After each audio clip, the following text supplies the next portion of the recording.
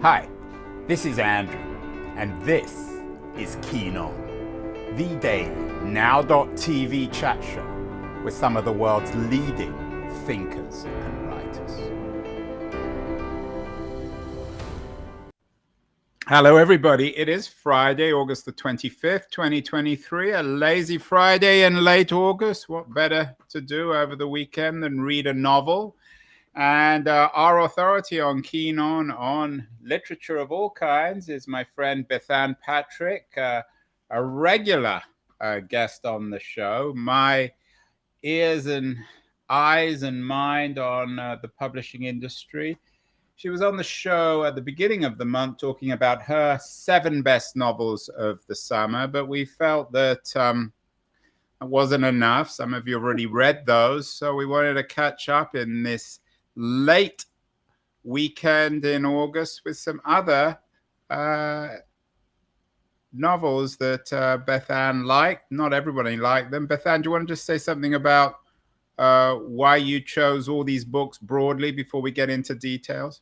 Sure, Andrew. Hi, glad to be back and always great to be here. So I chose all of these because they were books that I read and didn't have to read, necessarily, but really loved for different reasons. And a few of them had very mixed reviews. And so I thought this is a great chance for me to say why I love the book, even if some of my colleagues didn't. There's a couple on here that everyone loves too. So happy to be Well, able. let's begin with some of those. Nothing is more fun than mixed reviews. What books divided critics, shall we say, euphemistically? Well, I will say that Brandon Taylor's The Late Americans, which is his third book, he had a novel, and then he had a book of short stories, Filthy Animals. And The Late Americans is like his first 2 books, set in Iowa City among grad students, and a lot of them are writers because he did attend the Iowa Writers Workshop, which is one of the most prestigious out there. And Brandon is quite an interesting phenomenon.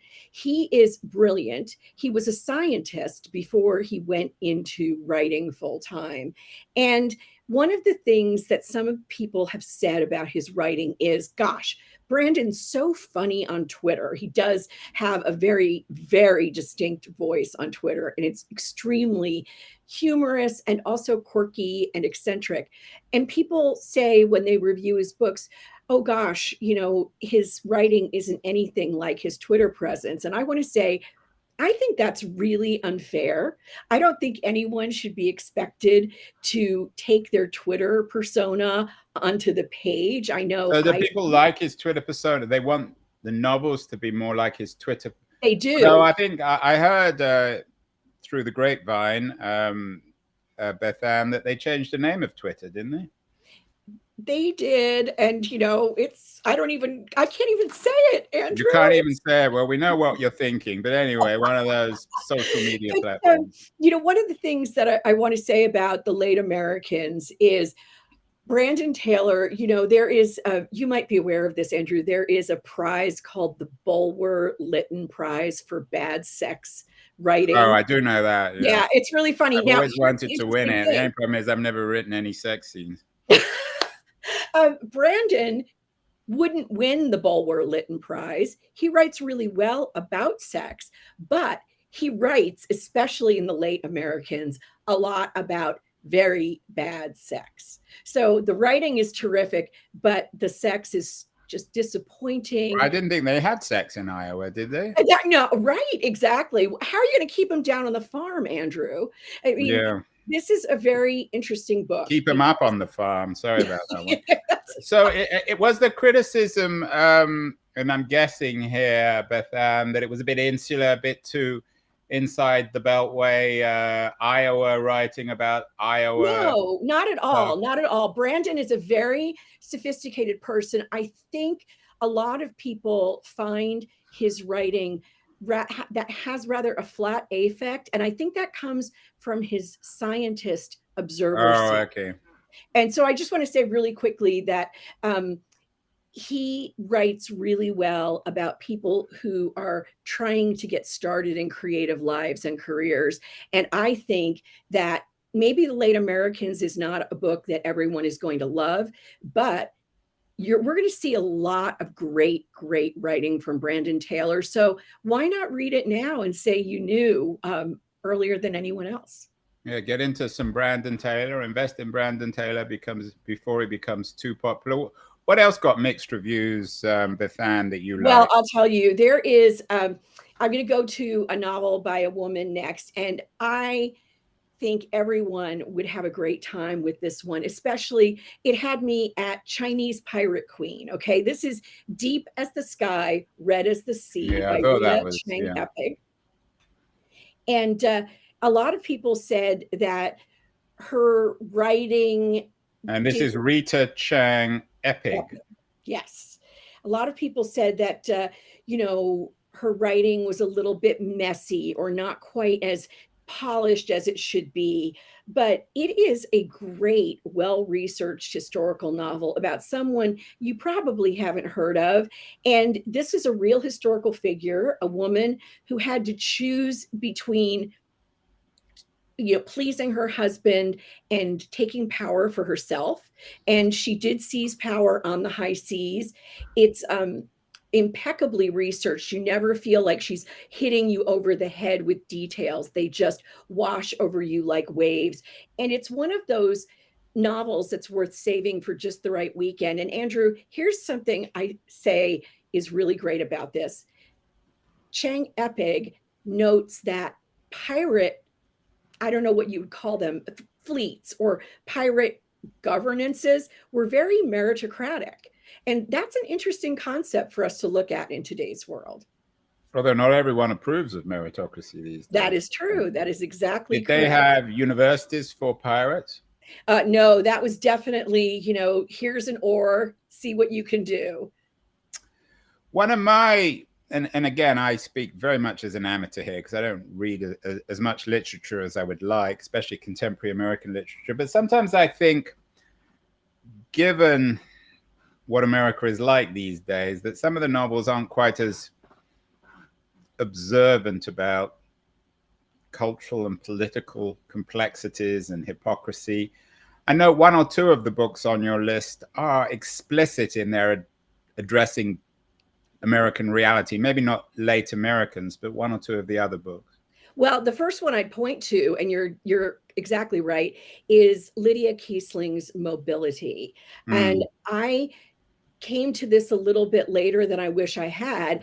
I think it's really one of the most trenchant books of the year because it's about a young woman named Bunny who grows up in a foreign service family overseas in 1998. in 1998. And this is true to life with Lydia Kiesling. Her father, actually, who was a prominent diplomat, actually resigned over the United States invasion of Iran in 2003. So this is something. Iraq. We never invaded Iraq, Iran. excuse me. Oh my! That was a Freudian error. It's Friday. It's Friday. Right. That's next week. They're going into Iran. Next week they're going into Iran. Anyway, he resigned over the United States invasion of Iraq. And Bunny grows up and makes the choice to go into geoengineering, which really means the oil industry. She wants to be called Elizabeth as she gets older. And Elizabeth wants all of the things many modern women want. She has a lot of, nail appointments. She has a lot of clothes. She lives a very good life in Texas.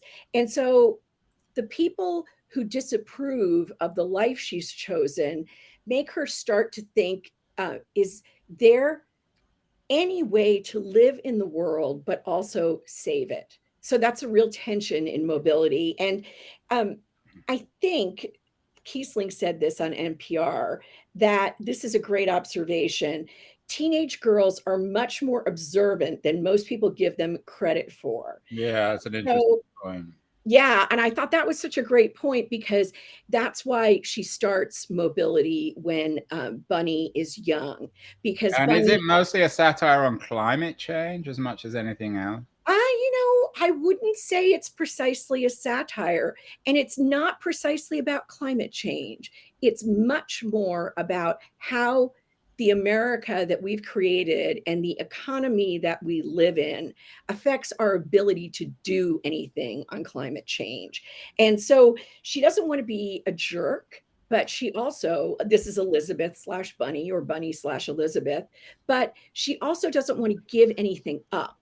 And I think that Kiesling is absolutely, she slices and dices this idea that we can just keep up with all of the things, the We can have everything. yeah. So it is satiric, but I wouldn't quite call it a satire. It's very much grounded in reality. You use this word trenchant, which is a nice literary word to describe books that are critical of contemporary America. Any others on the list that are particularly trenchant? Oh, well, there's one that also, it's both trenchant, but it's also been highly criticized. And I think this is a fascinating book, Son House by David James Duncan. So Duncan hasn't written a novel for 31 years. And Oh my that was God. something that made me think, it's worth a look. If someone decides after 3 decades that they are going to put out something this big, it's, I don't know how many pages long Son House is. It's 700 pages, 650 pages. And a lot of it is backstory. But then Son House goes into an eco-capitalist community slash utopia in Montana. And one of the things that there are tons of characters in this, it is something you can really get lost in. So if you want a book from someone like Duncan, if you know him from The Brothers K, his 1992 lesser opus, this is definitely his magnum opus. He's just trying to show readers a way through the world. And the world for David James Duncan definitely has a lot of Buddhist first principles in it. And it's also very spiritual, but very much about people's actual individuality. So I enjoyed this long journey with people you've never met before. It reminded me a lot of the Canterbury Tales. Wow. Not Well, that's so, high praise. I wonder, Bethanne, talking of books that sometimes get panned, do sometimes these blurbs get on your nerves on the David James Duncan page, which obviously he's choosing the reviews. sure. One William Du Bois says, Son House is one of the greatest imaginative achievements I have encountered in a lifetime of reading. Does sometimes that sort of thing get on your nerves because that's all you ever see? It is. And, I have done that. I've been on the cover of books with blurbs that say, this reads like a masterpiece. And I try to be very, very sure of myself when I say something Do like you that. sometimes, when you see someone's name associated, there are a couple of people for nonfiction, particularly in tech and business, if Ariana Huffington ever recommends something, by definition, I won't read it. And I think Reid Hoffman is also in the same category. Are there certain, we won't mention names, but are there reviewers that you keep well clear of? If they like a book, by definition, does that mean you won't? There are, it's just a couple, but I very, very much, as you pointed out with your examples, it's a couple of people that I just know. Is it our taste that differs? Is it our sense of what we say that differs? As I said, I want to be really sure if I say something reads like a masterpiece, as I did for Shuggie Bain, Douglas Stewart's. Right. Then that was an Atlantic book that Yeah, and my if I friend do Peter that, picked out of the pile. So it's quite an achievement. What about in speaking of trenchancy, if there's such a word, what about the vegan? this is actually such an interesting and I think maybe a little undersung novel that, like Kiesling's Mobility, is, again, to say that word trenchant, very much about how we live now. And what I love about The Vegan is Andrew Lipstein is a chronicler of Brooklyn and its discontents, right? Mm. This one goes a little further than his last one did out of Brooklyn, but this is about a young hedge fund manager who becomes so anxious about eating animals that he gets out of his he's totally out of his depth. He decides that he's going to stop eating any kind of animal product, and he's going to stay away from this and stay away from that, and he's going to keep a couple of lizards as pets. And it's Oh my really, God, they're I very know, but Brooklyn. Is anyone content in Brooklyn?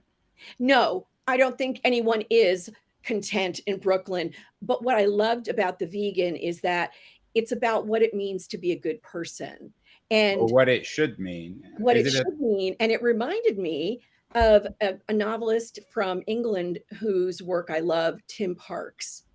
And yeah, that is my interesting. praise. I think Tim Parks is one of the most brilliant observers of Mm. what it does mean or what it should mean to be a good person. And sometimes Lipstein has this line about sometimes it seemed as though they treated virtue the way previous generations treated wealth, which is so perfect Yeah, because which is certainly perfect for Brooklyn. A couple of weekends ago, I did a 20-mile walk with my son around Brooklyn, right. and I didn't see a single contented person. So I Um, don't know what it is about Brooklyn to bring out its discontent. I have to ask you, we're going to take a break in a sure. second, Bethanne, but how do you read all these books? How many books do you read a week? Well, I try to read 4 or 5 a week, and I have colleagues who read much more than that. Uh, I mean, I you would can say, read too much. You can't read much more. I always find if you read more than a book a day, the second book just washes over you, doesn't it? I, one of the things that I believe in, and that is a really good point. If I have something to review, a full review, whether it's 700 words, 1200 words, whatever, I try definitely not to read something else for that day and maybe the day after. So there are weeks when I only read one book. It happens. It definitely does, but I think that's rare. You are probably the best read person I know, Bethanne Patrick. We're going to take a short break. We're going to have a little note from our sponsor, Liberties Quarterly, and then we'll be back with Bethanne with some other interesting books, which some people have overlooked, but she thinks are well worth reading in the late dwindling dog days of summer. So we'll be back in a second after a message from our sponsor.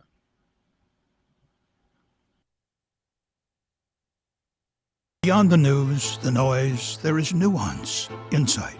Liberties is not just a journal of ideas, it's a meteor of intelligent substance. It's the place to be for engaged citizens. Politics, opinion, substance. Liberties is a triumph for freedom of thought. A quarterly of urgency, of cultural exploration, of intellectual delight, of immaculate prose. It's invaluable. Subscribe now or find Liberties at your favorite bookseller. And you can subscribe and learn more at libertiesjournal.com. So we are back with my friend, Bethanne Patrick, who's the book critic of the LA Times, many other publications she writes for.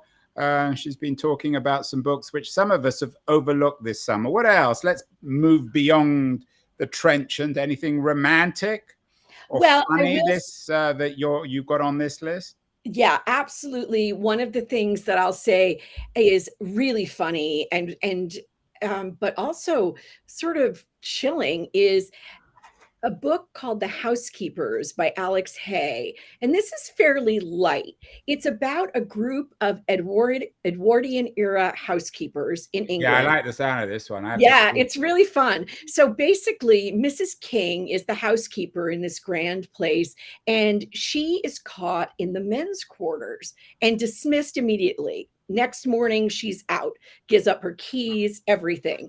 And she actually decides that she's found some kind of secret and that she needs to find out more about it. And that means she's going to have to get back into the house. So she plans a heist with some other women.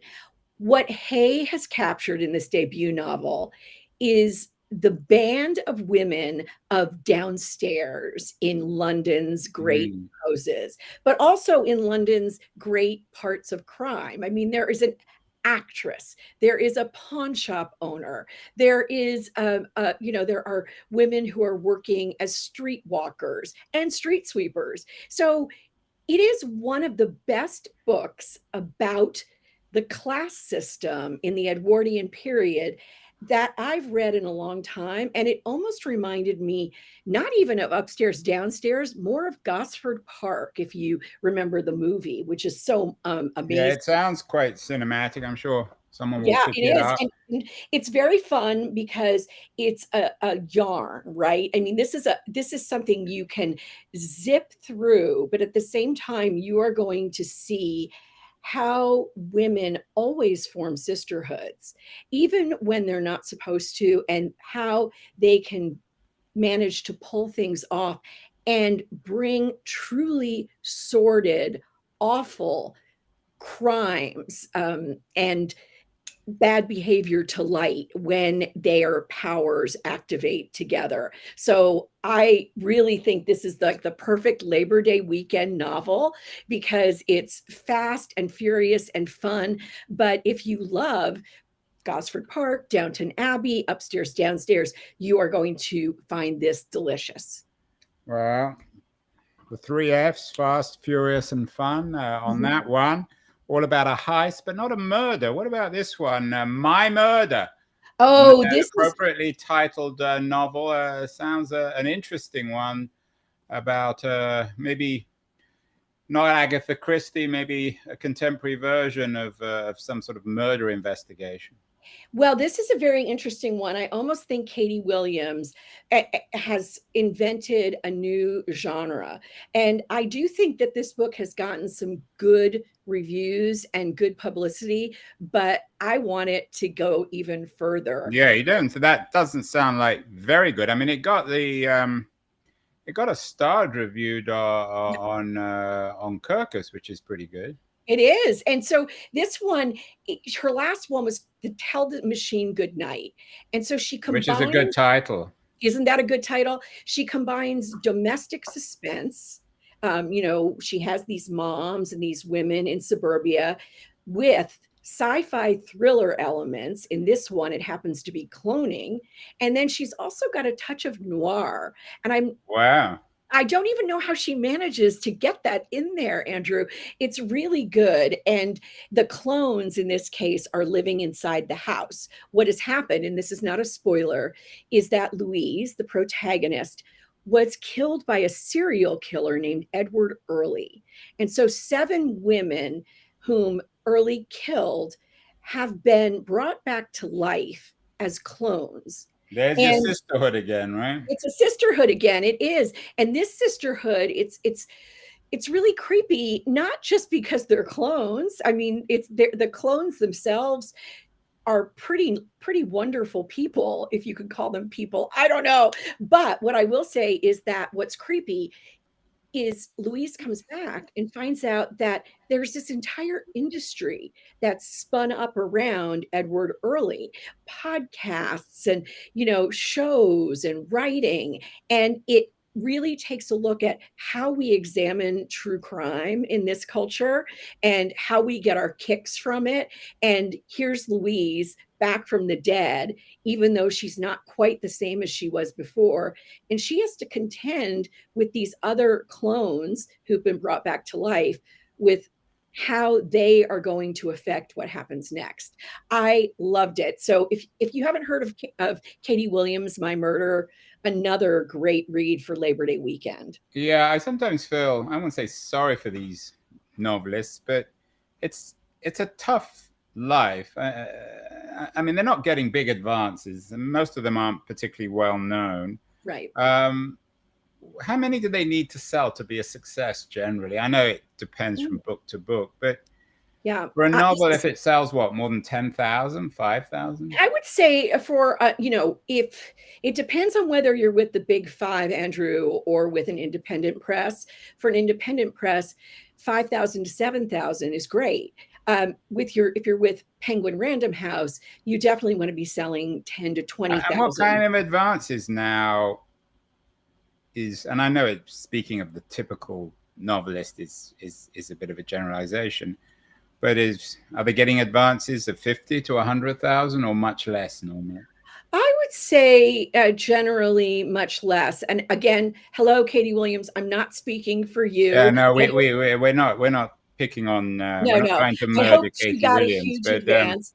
but how can people afford to live if they're, let's say they get paid 20 or 25, which isn't so bad, as an advance? A book takes them a year or two, 3.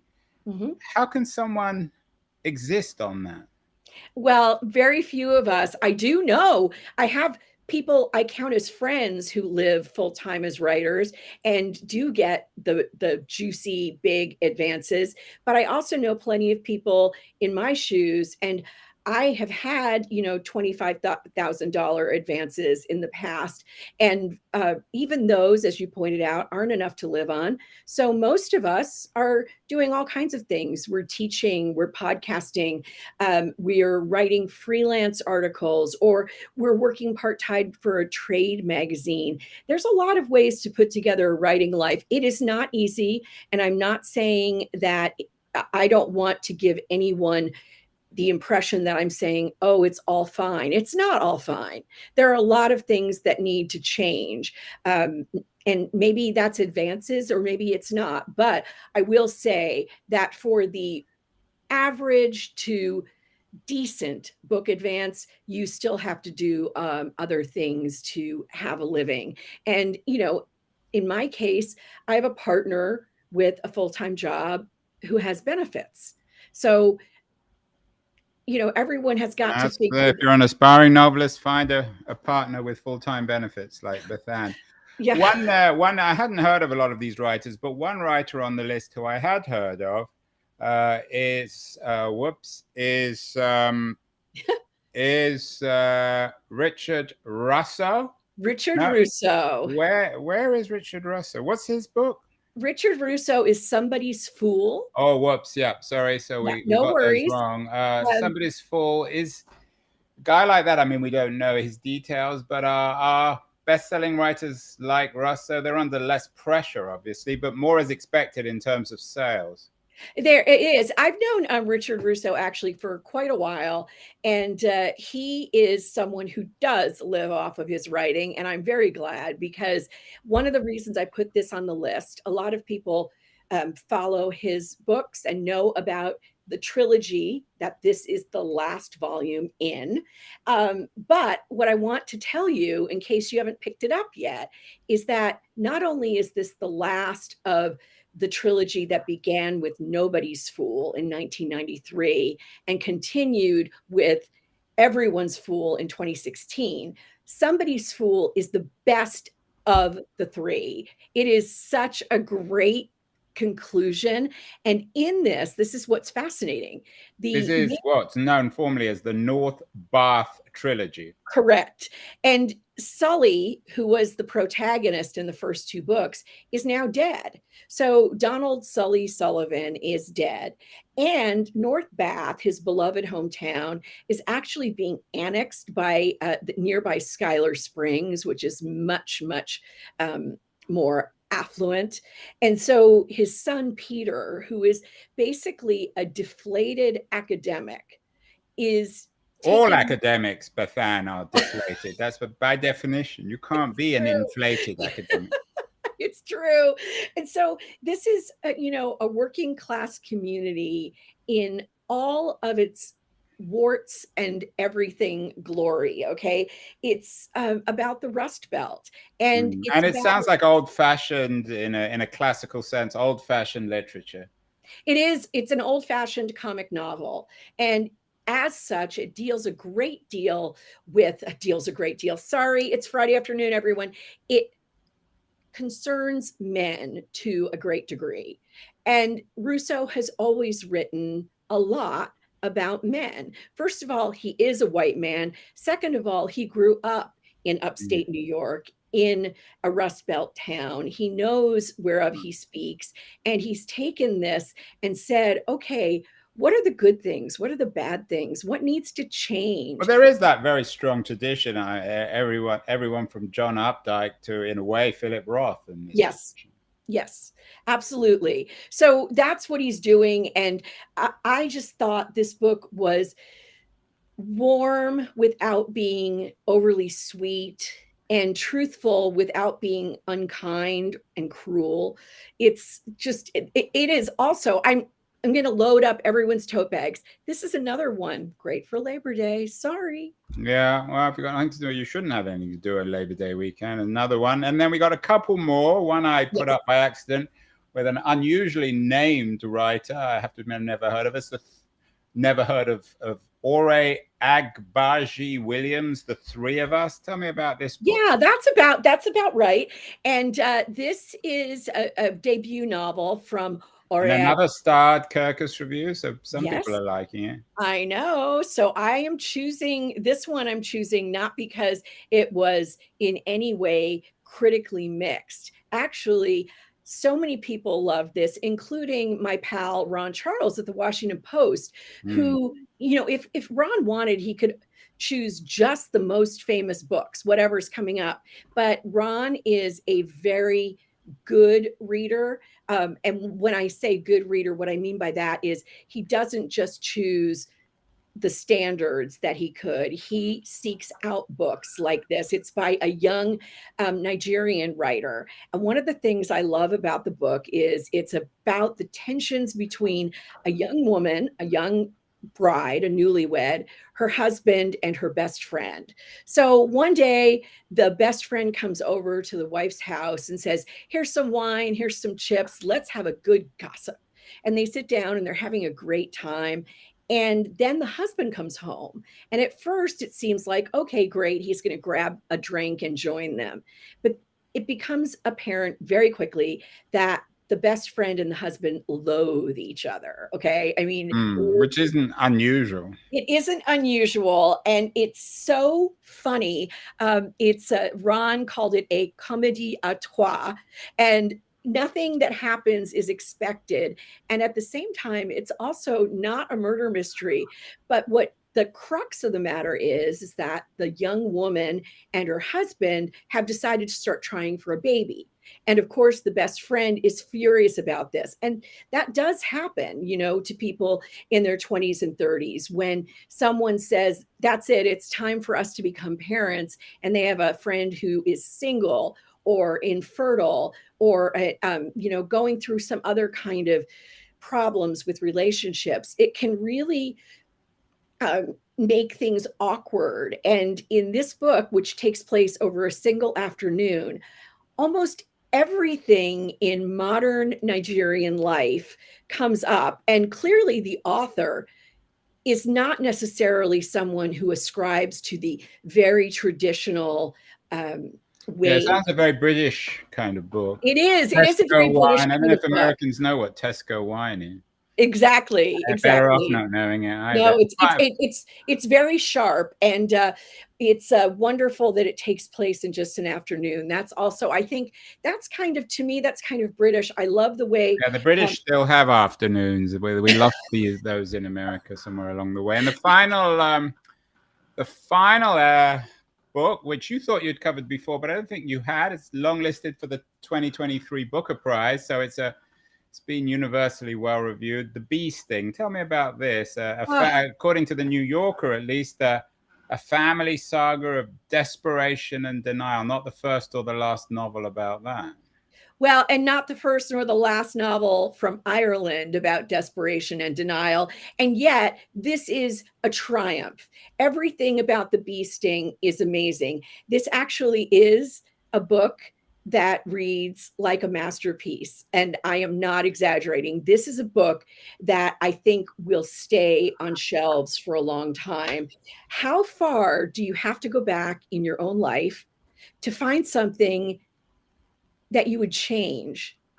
And that would change everything and make your present much better. That's what's going on with this family in the bee sting. They're at a really tough time. The husband's business is Is failing. this a contemporary Irish story It or a is historical one? contemporary. It is contemporary, and they're really troubled. The two teenagers in the family, the two children, are having their own problems. The marriage is having its problems, and they're just one thing after another seems to happen to them. And Paul Murray wrote Skippy Dies, which was highly acclaimed. I believe that came out in 2011. And I know he's written a couple of other things in between, but the bee sting, like Skippy Dies, is something that's so big. It's like a huge bear hug of a novel in which awful things are happening. People are sad or confused or, discontented. There's that word again, much of the time, but somehow they still have hope. Somehow something Well, they're gives. out of Brooklyn, Bethanne. They're out of Brooklyn. They don't have to live in Brooklyn. It's it's just so universal what happens in the bee sting. It's funny about, and it's my show. I guess I can do this. I don't really like making cultural generalizations, but in terms of making universal statements, especially on life and happiness and meaning and tragedy, the Irish seem to do a particularly good job. I don't know what it is about them. Yeah, I think they do, and I would never want to make too much of a generalization about that, but I do think island nations like Ireland and like the rest of the UK, there's something about that isolation of an island, even if it's very large, that really it's the borders, the boundaries, it changes something. I'm not sure, but the bee sting is so great. It is just great. It's one of those Well, things. don't overdo it, because we want people to read the other books too, but that might be the first book that people read. Well, no excuses now. If you're sitting around this weekend or next and you've got nothing to read, you haven't watched this, Bethanne is the woman who knows about books, especially fiction, but also nonfiction. And we're going to make a habit of this, Bethanne. Have a wonderful birthday next week. I don't think we're going to do a show next week because I'll be traveling, but we'll see you in a couple of weeks and we'll have some fall previews, Bethanne. Absolutely, so keep reading and we'll see you again very soon. And happy birthday again. Love it. Thanks, Andrew.